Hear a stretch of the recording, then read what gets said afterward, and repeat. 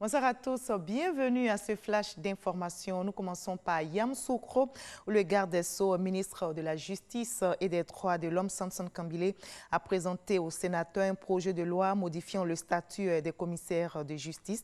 Ce projet de modification vient pour régler des problèmes d'interprétation. Il a été donc adopté par tous les sénateurs. Le fort engouement des demandeurs de la carte nationale d'identité dans les sites d'enrôlement, notamment les commissariats, pousse les demandeurs à solliciter les sites de proximité dans les quartiers ou communautés auprès de l'Office national de l'état civil et de l'identification, ce qui facilite l'enrôlement des populations et désengorgerait donc les commissariats. À Abidjan, ces sites ouvrent les week-ends et on enregistre une quinzaine actuellement. La Covid-19 n'arrête pas la solidarité et la fraternité dans notre pays, la Côte d'Ivoire, en raison de l'actualité sanitaire mondiale qui prévaut. À défaut d'une célébration festive de la fête des mères, le ministère de la Solidarité, de la Cohésion sociale et de la lutte contre la pauvreté a célébré les mamans de son département dans le strict respect des gestes barrières. Astou Touré. La solidarité, une valeur citoyenne pour une Côte d'Ivoire paisible. Ces mots, bien plus que leitmotiv, sont une vision que partage Mariatou Koné avec la Côte d'Ivoire, mais en particulier avec ses proches collaborateurs. En cette journée de célébration de la fête des mères, la ministre de la Solidarité, de la Cohésion sociale et de la lutte contre la pauvreté a tenu à marquer sa reconnaissance à ses collaboratrices. Une célébration dans le strict respect des mesures barrières. Au ministère de la Solidarité, de la Cohésion sociale et de la lutte contre la pauvreté, nous formons d'abord une famille. Et la famille se réunit quelles que soient les situations. C'est vrai que nous sommes en période de Covid. On aurait pu remettre le cadeau de chaque maman à son lieu de travail.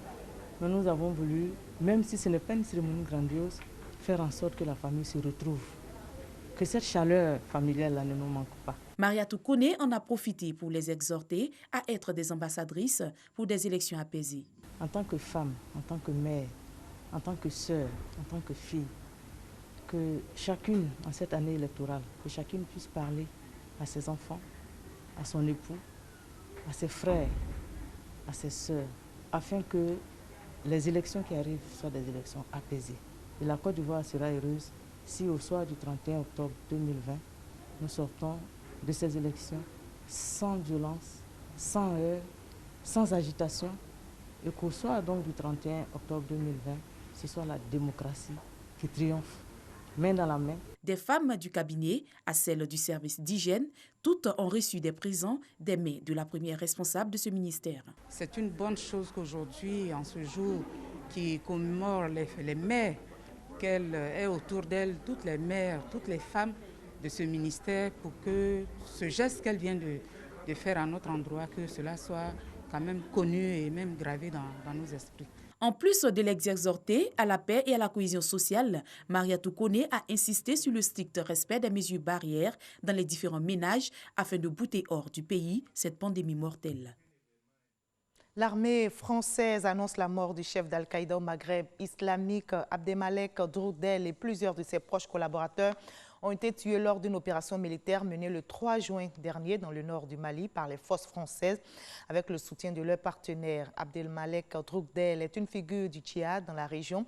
Il est le mentor de plusieurs groupes djihadistes au Sahel. Fin 2018, notez que l'armée française avait annoncé la mort du terroriste Amadou Koufa, chef de la Katiba Massina, avant que ce dernier ne réapparaisse dans une vidéo quelques mois plus tard. Mais cette fois, Paris se montre certain.